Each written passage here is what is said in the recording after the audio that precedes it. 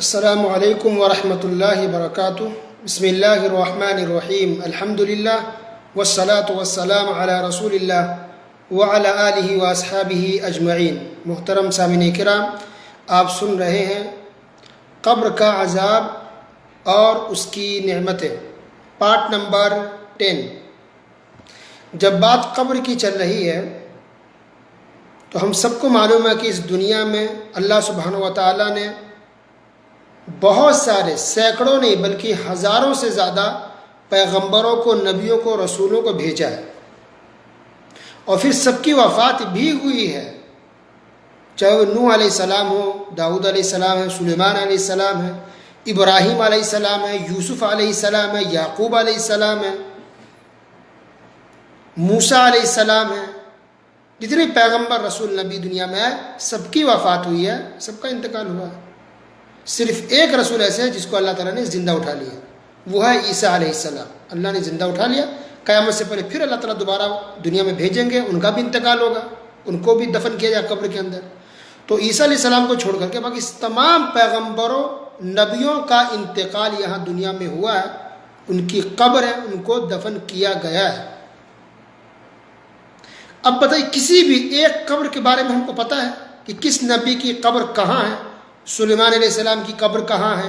داؤد علیہ السلام کی قبر کہاں ہے؟ ابراہیم علیہ السلام کی قبر کہاں ہے؟ کچھ پتہ ہے؟ کسی بھی قرآن کی کسی بھی آیت میں ذکر ہے؟ اللہ سبحانہ و تعالیٰ نے ان نبیوں کا، پیغمبروں کا ذکر تو کیا ہے، لیکن وفات بھی تو ہوئی ہے، تو قبر کا کہیں ذکر نہیں ہے قرآن کی کسی بھی آیت میں، کسی نبی کی قبر کا، کہ کس نبی کی قبر کہاں پر ہے، کس ملک میں ہے، کس جگہ پر ہے، کہیں بھی نہیں ہے۔ اسی طرح کسی بھی حدیث میں نہیں ملتا ہے یہ ذکر کہ کسی نبی، پیغمبر کی قبر کے بارے میں بتایا گیا ہو کہ یہ ایڈریس ہے، یہ جگہ ہے جہاں فلاں نبی یا رسول کی قبر ہے، بتایا گیا۔ کسی بھی ایک بھی حدیث میں ایسا نہیں ملتا ہے۔ اسی طرح رسول اللہ صلی اللہ علیہ وسلم بھی کبھی بھی کسی بھی پیغمبر، نبی کی قبر پر نہیں گئے۔ کوئی بھی دکھا دے ایک بھی حدیث۔ سفر کرتے تھے لیکن نبی کی قبر پر گئے ہوں اور نشاندہی کی ہو، بتایا کہ یہ فلاں نبی کی قبر ہے، ایسا کہیں نہیں ہوا اور کبھی بھی نہیں ہوا، جبکہ سارے نبیوں کی قبر یہی ہے، اسی دنیا میں ہے۔ کسی کی قبر سیریا میں ہو سکتی ہے، کسی کی عراق میں ہوگی، کسی نے پیغمبر کی قبر فلسطین میں ہوگی، کسی کی اور کسی دوسرے ملکوں میں ہوگی، کسی کی سعودیہ میں ہوگی، لیکن کہاں پر ہے یہ کسی کو پتہ نہیں، جہاں حالانکہ قبر ہے۔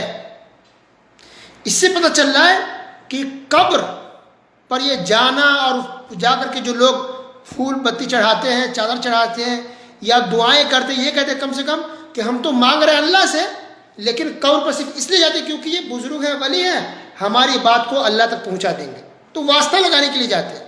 تو اگر یہ کام صحیح ہوتا کہ کسی نیک آدمی کی قبر پر جانے کی وجہ سے ہماری دعائیں زیادہ قبول ہو جاتی اور اللہ تعالیٰ زیادہ ہماری پریشانیوں کو دور کرتا، تو ضرور ان نبیوں اور رسولوں کی قبر کے بارے میں بتایا جاتا، ڈیٹیلز میں ان کی تفصیل موجود ہوتی۔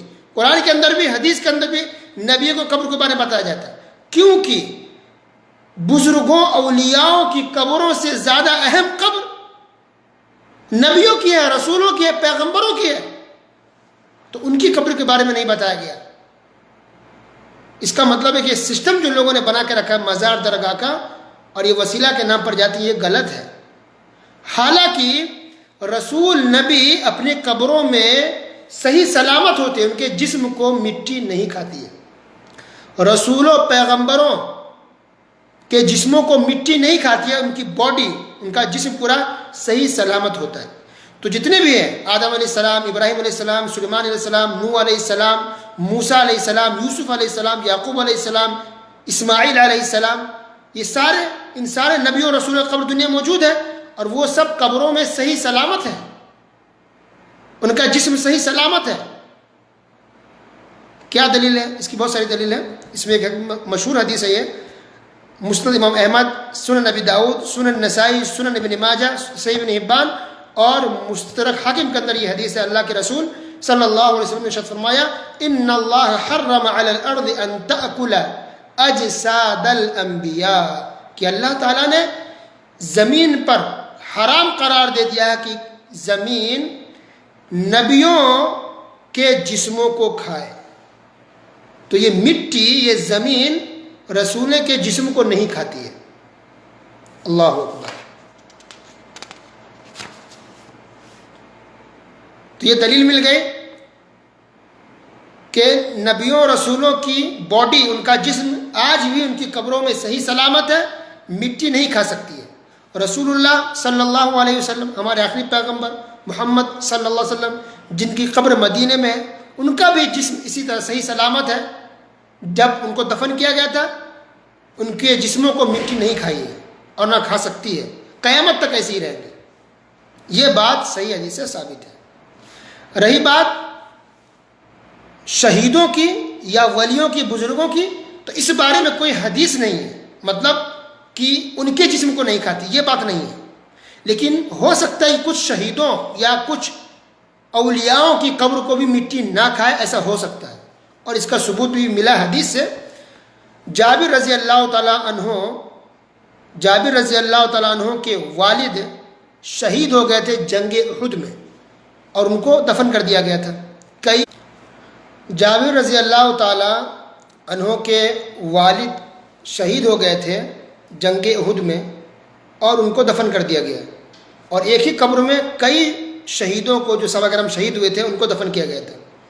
تو جابر رضی اللہ تعالیٰ عنہ کے والد بھی صحابی، بیٹا بھی صحابی۔ تو تقریباً 6 مہینے کے بعد جابر رضی اللہ تعالیٰ عنہ آئے قبر کے پاس، یہ سوچ کر کہ قبر کو کھود کے نکال کے ان کو الگ سے دفن کر دیں، کیونکہ کئی لاشوں یا کئی صحابہ کرام کو ایک ہی قبر میں دفن کر دیا گیا تھا، تو انہوں نے سوچا کہ ہم الگ سے دفن کر دیتے ہیں نکال کر کے۔ تو جب انہوں نے قبر کھودا اور نکالا تو ان کا بیان ہے کہ ان کے والد صاحب کی لاش صحیح سلامت تھی، اسی طرح جس طرح سے پہلے دن ان کو دفن کیا گیا تھا، یعنی جسم کا کوئی بھی حصہ سڑا گلا نہیں تھا، بالکل صحیح سلامت تھا۔ اللہ اکبر۔ یہ روایت صحیح بخاری کے اندر ہے۔ تو اس سے پتہ چلتا ہے کہ ہو سکتا ہے کہ بعض شہید کی بھی جسم کو مٹی نہیں کھاتی ہوگی، اللہ تعالیٰ محفوظ کرتا ہوگا۔ تو شہید کی بات ہوگی۔ اگر بزرگوں اولیاءوں کی بات کریں تو اس تعلق سے بھی کوئی اسپیشل حدیث نہیں ہے یا قرآن کی آیت نہیں ہے، لیکن مشاہدوں سے دیکھا گیا کہ بعض دفعہ کسی کی قبر کو کھودا گیا کئی مہینے بعد یا سال کے بعد، تو دیکھا کہ ان کی لاش بھی صحیح سلامت ہے، ایسی خبر ملتی ہے۔ تو ہو سکتا ہے کہ بعض بزرگوں کی قبر کو بھی مٹی نہیں کھاتی ہو، لیکن یہ تجربوں سے ثابت ہے، یعنی کبھی قبر کھودا گیا تو ایسا ملا، ورنہ کوئی قرآن کی آیت ایسی نہیں ہے یا کوئی ایسی حدیث نہیں ہے جس میں یہ ہو کہ بزرگوں اولیاء کی قبر کو مٹی نہیں کھائے گی، یہ بات نہیں ہے۔ لیکن ہو سکتا ہے کسی کو نہ کھائے، وہ اللہ کی مرضی، اللہ کا حکم، اللہ کا نظام ہے۔ اسی لیے شرح عقیدہ تحاویہ کے اندر یہ بات لکھی ہوئی ہے کہ جہاں تک شہیدوں کا معاملہ ہے تو ہو سکتا ہے کہ اللہ سبحانہ وتعالیٰ کہ ان کے شہادت کی بنا پر کہ شہید اللہ کی راہ میں، تو جس قدر انسان کی شہادت بڑی ہوتی ہے اور انسان اخلاص کے ساتھ اللہ کے لیے انسان جان دیتا ہے، تو ہو سکتا ہے اسی حساب سے اللہ تعالیٰ کافی دنوں تک ان کی لاش کو ان کی قبر میں صحیح سلامت رکھتا ہوگا، پھر بعد میں ہو سکتا ہے کہ مٹی میں مل جاتے ہوں گے، یا ہو سکتا ہے قیامت تک مٹی میں نہ ملے، صحیح سلامت رکھے اللہ تعالیٰ، وہ اللہ کے اوپر ہے۔ اسی طرح بزرگوں کا معاملہ ہے، اگر اللہ چاہے تو کسی کو کئی سال کے بعد مٹی میں ملا ہے، کئی سال تک لاش صحیح سلامت اسی طرح رہے، قیامت تک بھی رہ سکتی ہے، یا کچھ مہینوں یا مدت کے بعد مٹی میں ملا دے، یہ اللہ کا نظام ہے، اللہ کی مرضی کے اوپر ہے، لیکن کوئی اس کی دلیل نہیں ہے باقاعدہ کہ ہاں بزرگ یا ولی کی لاش ایسے ہی رہے گی اور ان کے جسم کو مٹی نہیں کھائے گی، اسی کوئی حدیث نہیں ہے۔ ٹھیک ہے، حدیث جو ہے یہ عام ہے، نبی کے علاوہ صرف نبی کے بارے میں کہا گیا ہے کہ نبیوں کے جسم کو مٹی نہیں کھاتی ہے، اس کے علاوہ جو بھی انسان ہے اس کو مٹی کھا جاتی ہے، اس کے لیے اسپیشل حدیث ہے۔ صحیح بخاری حدیث نمبر 4814 اور سنن ابن ماجہ حدیث نمبر 4266۔ ابو ہریرہ رضی اللہ تعالیٰ عنہ بیان فرماتے ہیں کہ نبی کریم صلی اللہ علیہ وسلم نے ارشاد فرمایا، لیس شیء من الانسان الا یبلا الا عظما واحدہ، کہ کوئی بھی انسان ایسا نہیں ہے جو بوسیدہ نہ ہو جاتا ہو، یعنی سڑ گل نہ جاتا ہو، مٹی میں نہ مل جاتا ہو، ایسا کوئی بھی نہیں ہے، بلکہ انسان کے جسم کا کوئی ایسا حصہ نہیں ہے جو مٹی میں نہ مل جائے، سڑ گل نہ جائے، ختم نہ ہو جائے، سوائے ایک ہڈی کے۔ انسان کے جسم کا ایک ہڈی ایسا ہے جو گلتا اور سڑتا نہیں ہے، وہ ہے وَهُوَ عَجْبُ الذَّنَبِ وَمِنْهُ يُرَكَّبُ الْخَلْقُ يَوْمَ الْقِيَامَةِ، وہ ہے ریڑھ کی ہڈی کا آخری حصہ، اور آخری حصہ کہاں ہوتا ہے؟ کمر کے پاس. تو کمر کے پاس ریڑھ کی ہڈی کا آخری پارٹ، تھوڑا سا ٹکڑا ایسا ہے جو کبھی بھی نہیں سڑتا گلتا، وہ ہمیشہ رہتا ہے. اس کے علاوہ جسم کا سارا حصہ انسان کا سڑ گل جاتا ہے، بوسیدہ ہوتا ہے، مٹی کھا جاتی ہے. ہمارا چہرہ، ہاتھ، پیر، پیٹ، پیٹھ، ہڈیاں، بال سب کچھ ختم ہو جاتے ہیں. آنکھ، کان، زبان، دانت سب کچھ مٹی میں مل جاتا ہے. وہ دھیرے دھیرے ایک سسٹم ہے، ایک وقت آتا ہے ساری چیزیں ختم ہو جاتی ہیں، لیکن ریڑھ کی ہڈی کا آخری حصہ وہ باقی رہتا ہے. وَمِنْهُ يُرَكَّبُ الْخَلْقُ يَوْمَ الْقِيَامَةِ، اور اسی جو ٹکڑا، ریڑھ کی ہڈی کا آخری ٹکڑا بچتا ہے جو نہیں گلتا کبھی بھی، اسی ٹکڑے کے ذریعے اللہ سبحانہ و تعالیٰ قیامت کے دن سب کو دوبارہ زندہ کرے گا. اللہ اکبر. تمام دنیا کے تمام جو بھی مر جائیں، وفات پا چکے ہیں یا وفات پائیں گے، سب کو اللہ تعالیٰ زندہ کرے قیامت کے دن. ریڑھ کے اسی آخری ٹکڑے سے، ریڑھ کی ہڈی آخری حصے سے، ریڑھ کی ہڈی کے آخری ٹکڑے سے اللہ تعالیٰ دوبارہ انسان کو زندہ کرے گا. سبحان اللہ. اس کے علاوہ پورا جسم ہمارا مٹی میں مل جاتا ہے، کیڑے مکوڑے کھا جاتے ہیں، سب سڑ گل جاتا ہے، انسان کا کچھ بھی نہیں بچتا. اور یہ لوگ دیکھتے بھی عام طور پہ، ہم سب مشاہدہ کرتے ہیں کہ جو لوگ قبرستان میں میت کو دفن کرنے کے لیے جاتے ہیں اور کبھی مٹی کھودتے ہیں تو کبھی کبھی اس میں کچھ ہڈی مل جاتی ہے، کبھی کبھی کچھ بھی نہیں ملتا ہے، کبھی کسی کا سر ملتا ہے، کسی کا پیر ملتا ہے. اگر 1-2 سال گزرا ہو تو کچھ ہڈی مل جاتی ہے، زیادہ وقت گزر گیا تو کچھ بھی نہیں ملتا ہے. تو اس طرح سے انسان مٹی میں مل جاتا ہے، چاہے وہ مرد ہو یا عورتیں ہوں. اس سے پتہ چل رہا کہ ایک انسان اپنے جسم کو بنانے کی کتنی محنت کرتا ہے، کتنا خیال رکھتا ہے، اور پھر ایک دن آخری میں یہ جسم ہمارا مٹی میں مل جاتا ہے. تو اگر کوئی مرد عورت اگر دین پر چل رہا ہے، چل رہی ہے، اسلام کو فالو کر رہا ہے تو الحمدللہ خوش نصیب لوگ ہیں. لیکن وہ لوگ جو برائی کرتے ہیں، بے حیائی کرتے ہیں، گناہ کرتے ہیں، کیا ہوگا؟ کچھ بھی نہیں ملے گا. خاص کے سوچنے والی بات ہے ان عورتوں کے لیے، ان لڑکیوں کے لیے جو پردہ نہیں کرتی ہے، بے پردہ سے باہر نکلتی ہیں، فیشن کرتی ہے، باہر نکلتی ہے. ان کو سوچنا چاہیے کہ وہ جسم جو دکھا رہے ہیں باہر اور بے پردگی سے باہر نکل رہی ہیں، کل جب ان کو دفن کیا جائے گا مٹی میں، قبر میں، تو ان کا جسم، ان کی خوبصورتی، ان کی بیوٹی کچھ بھی نہیں بچے گا، سب مٹی میں مل جائے گا. یہ جسم، یہ اسکن سب کا سب مٹی میں مل جائے گا، سڑ گل جائے گا، کچھ بھی نہیں بچے گا، انسان کا نام و نشان ختم ہو جاتا ہے. تو یہ بات ہو گئی کہ قبر کے اندر انسان کا کیا حال ہوتا ہے جسمانی طور پر. وہ یہ ہے کہ قبر کے اندر سب کا جسم سڑ گل جاتا ہے، ختم ہو جاتا ہے، کچھ بھی نہیں بچتا.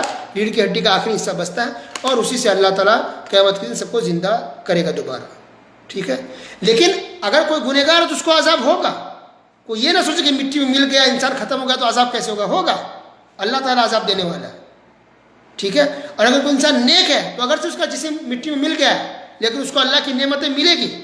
تو اب تک ہم نے سنا عذاب کس قدر ہے، اب گنہگاروں کو عذاب ملتا ہے، اس کا بیان ہو چکا. اگرچہ انسان کا جسم مٹی میں مل جاتا ہے لیکن اللہ عذاب دیتا ہے. وہ اللہ تعالیٰ قادر ہے. اللہ تعالیٰ کے لیے کوئی مشکل والی بات نہیں ہے، کوئی مشکل والی چیز نہیں ہے. ایک سسٹم ہے کہ سڑ گل جاتا ہے لیکن عذاب ہوتا ہے، عذاب میں کمی نہیں آتی ہے. اب وہ لوگ جو نیک ہیں، نیکوکار ہیں، تو قبر کے اندر نعمتیں کیا ہوگی اس کا بیان انشاءاللہ اگلے درسوں میں کریں گے. آج کے لیے بس اتنا ہی. وصلی اللہ علی نبینا محمد وعلی آلہ وصحبہ اجمعین. والسلام علیکم ورحمۃ اللہ وبرکاتہ.